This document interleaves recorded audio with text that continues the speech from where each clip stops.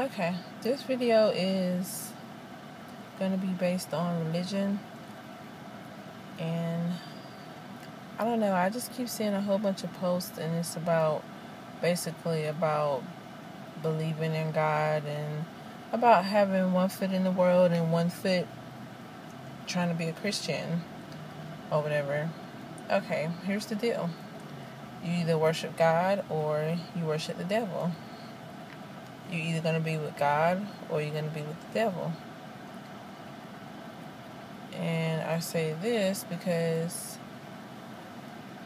once I had a dream, and in that dream it was like this guy, and he basically had me in his arms, and I was alive, I was walking, but it seemed like I was in a trance or whatever. My eyes were closed, but I was fully aware of where I was, and I felt good, but I really didn't have, I had control but not much control.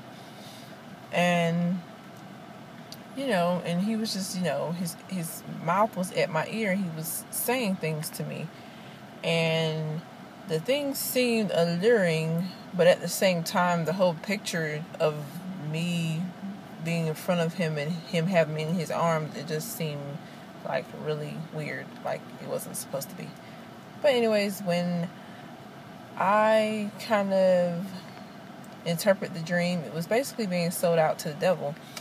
I had backslid at that time, and I was like, I don't think that I'm sold out to the devil, because, I just backslid. Like, there's a lot of things people need to work on, and I was like, I still go to church, I still pray, and, even though I was still doing what I wasn't supposed to do, but, and I'm like, God, how can I be sold out to the devil if I'm still trying to be with you or whatever? And, basically, if you're not doing what you're supposed to do and you just make your wrongs normal, like if you know you're doing wrong, but you try to put in your mind that it's right, and you just keep doing it every day like it's clockwork, then you kind of turned over to a reprobated mind, whereas you just turned over to your own devices, and whatever you feel that works for you, you don't think it's wrong, even though it is wrong.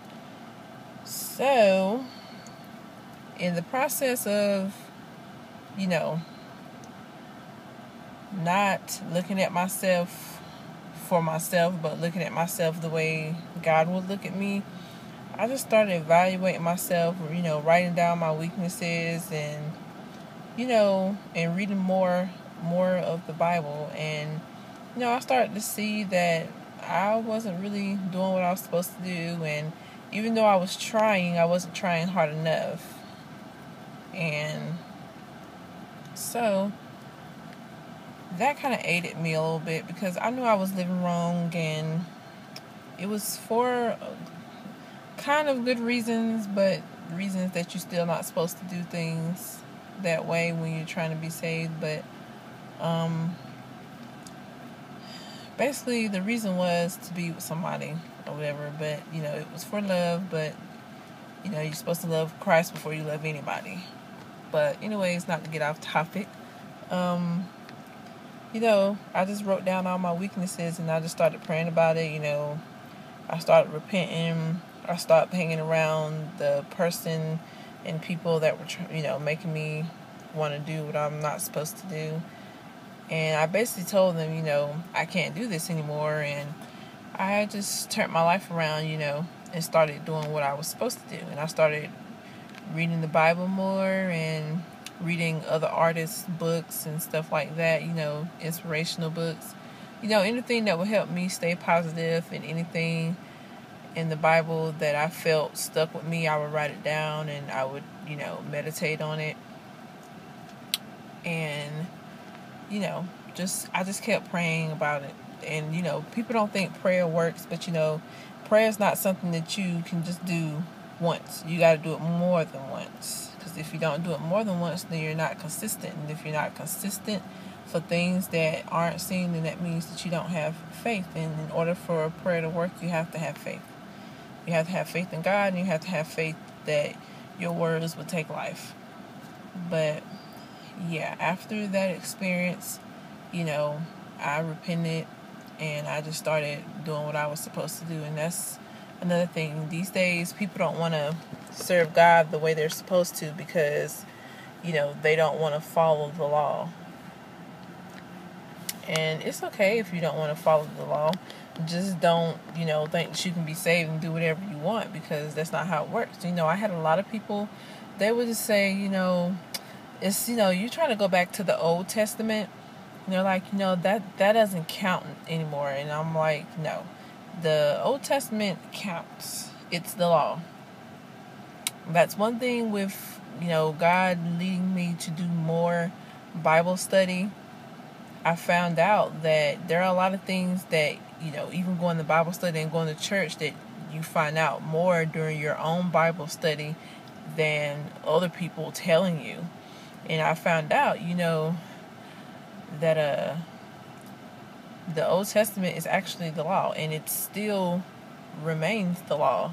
The New Testament is just grace. A lot of people think, they look into that word new, like, oh, so if it's new, then I can forget the old. No, that's not how it works. The Old Testament is the law. God's law is his kingdom.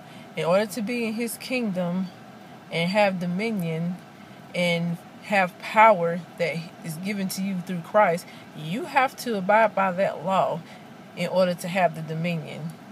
You cannot be in the kingdom if you don't want to follow the law.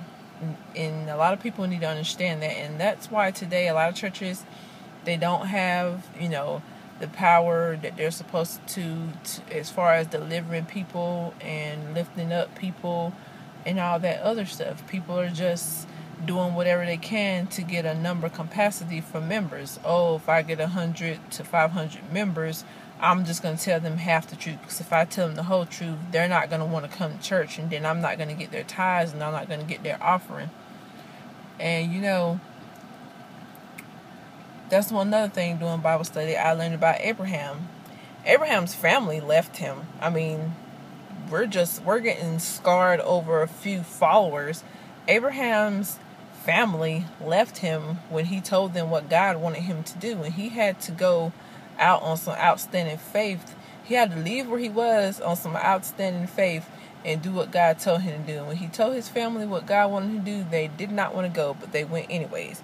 But then Lot and his wife, they wanted to go on because they said it wasn't enough land. It was enough land. People just did not want to share. And that's the same problem today. People do not want to share. People do not want to help each other stay strong. We just don't want to help each other unless it's benefiting us. We want everything that's everything for ourselves. And that's not the way to be. But anyways, yes. Abraham's family left him. Some of them stayed with him, and some of them went on to try to go to Sodom and Gomorrah and stuff like that, or whatever. Even though they know God told him what he was supposed to do, they still left.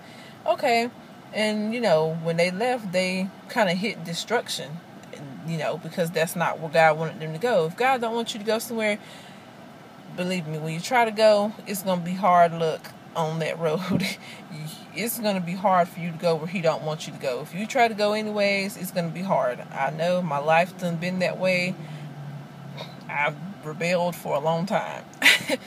But yes, Abraham's family they left him. So why should we get nonchalant about, you know, other saints not following us because we're trying to teach the way the Bible says it's supposed to be?